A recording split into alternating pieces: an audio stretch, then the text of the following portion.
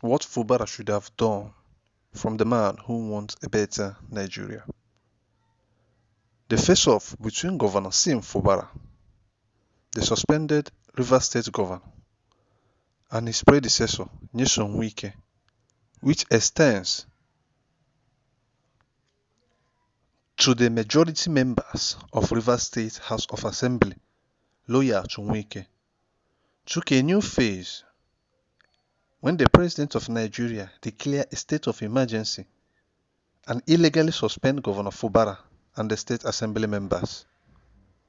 Why I use the word illegal is because inasmuch as the Section 305 of the 1999 Constitution allows the President to declare a state of emergency in a state, it still did not give Mr. President the power to remove or suspend elected officials, especially a sitting governor.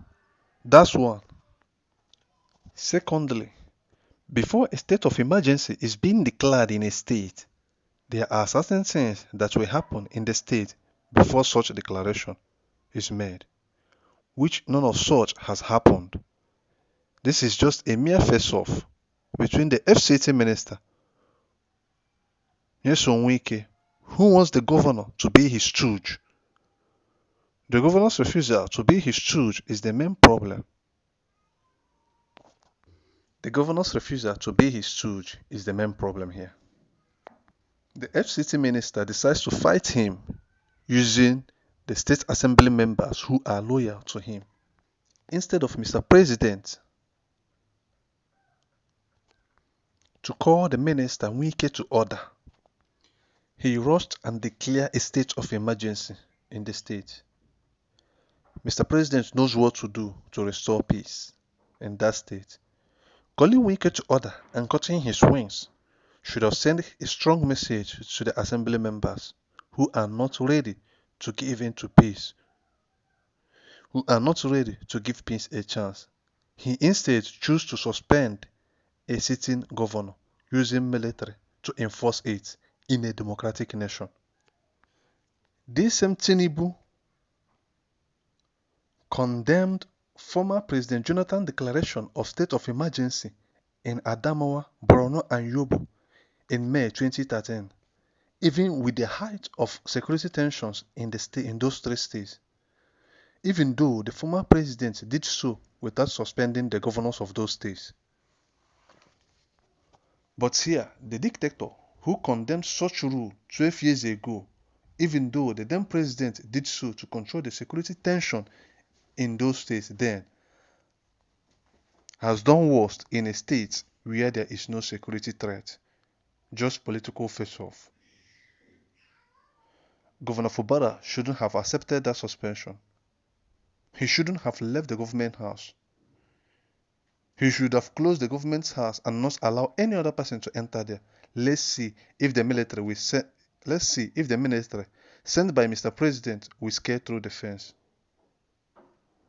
Let's see if they will scare the fence or shoot gun there, or even trying to harm a sitting governor when there is an immunity covering him. Believe me, if he had done that, nothing could have happened. Mr. President knows that the governor is weak. That's why he did that. He knew he can't try that with some governors. He can only try that with a governor who behaves like Fubara. With the suspension being in existence, a honest president who wants the progress of every state should have worked with his appointed sole administrator to create a peace committee that will bring or offer solutions that will bring a lasting peace between the governor, his legislative members, and his predecessor, and then restore the elected officials. They are busy searching for faults on the suspended governor. This is to tell you that the suspension of the governor is no doubt politically motivated. I urge on all well-meaning Nigerians, governors, legislatures, judiciaries, to condemn this action by Mr. President and prevail on him to restore or reinstate the elected officials, including the governor, while you work close with him to make room for a lasting peace in the state. From the man who wants a better Nigeria.